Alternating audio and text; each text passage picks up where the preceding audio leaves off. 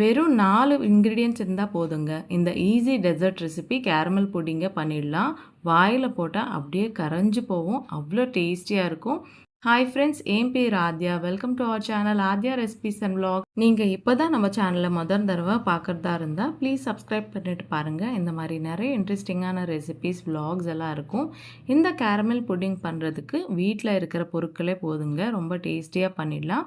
எப்படி பண்ணுறதுன்னு காமிக்கிறேன், நீங்களும் ட்ரை பண்ணுங்கள். இதுக்காக ஒரு பேனை வச்சுட்டு ஸ்டவ் மேலே லோ ஃப்ளேம்லேயே வச்சுக்கணும்.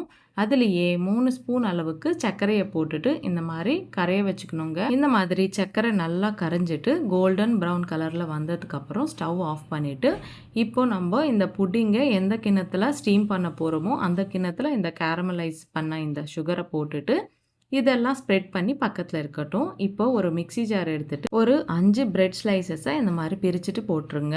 இதுலேயே ஒரு 2 முட்டையை உடச்சிட்டு போட்டுருங்க. பிரெட் வந்து ப்ரௌன் பார்ட் வேணும்னா நீங்கள் எடுத்துடலாம். நான் அது கூடவே போட்டுட்டேன்.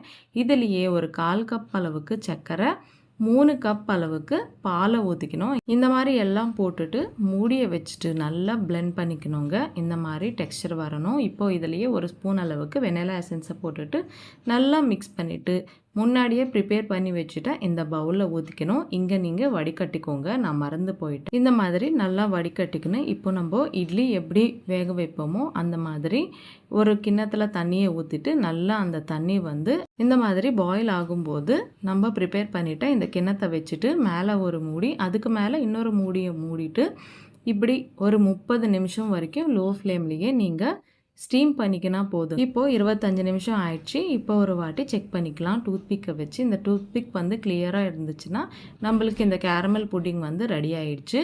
இது நல்லா ஆறின பிறகு இந்த மாதிரி ஒரு நைஃபை எடுத்துகிட்டு சுற்றி ஸ்க்ராப் பண்ணிக்கோங்க. அதுக்கப்புறம் டிமோல்ட் பண்ணினீங்கன்னா ஈஸியாக டிமோல்ட் ஆகிடும்.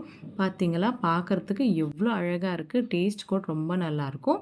இந்த வாட்டி இந்த கேரமல் புட்டிங்கை நீங்களும் ட்ரை பண்ணிவிட்டு எப்படி இருந்தோ எனக்கு கமெண்ட் பண்ணுங்கள். இது கூடவே நிறைய ரெசிபிஸ் இருக்குது நம்ம சேனலில், ஒரு வாட்டி செக் பண்ணுங்கள். இந்த வீடியோ உங்களுக்கு பிடிச்சிருக்குன்னு நம்புகிறேன். பிடிச்சா லைக் பண்ணுங்கள். வீடியோவை உங்கள் ஃப்ரெண்ட்ஸ் அண்ட் ஃபேமிலிக்கு ஷேர் பண்ணிவிட்டு இந்த மாதிரி நிறைய ரெசிபிஸ்க்காக நம்ம சேனலை சப்ஸ்கிரைப் பண்ணிக்கோங்க. திருப்பியும் இன்னொரு வீடியோவுடன் உங்களை சந்திக்கிறேன். அது வரைக்கும் சைனிங் ஆஃப், உங்கள் ஆத்யா. பாய் பாய்.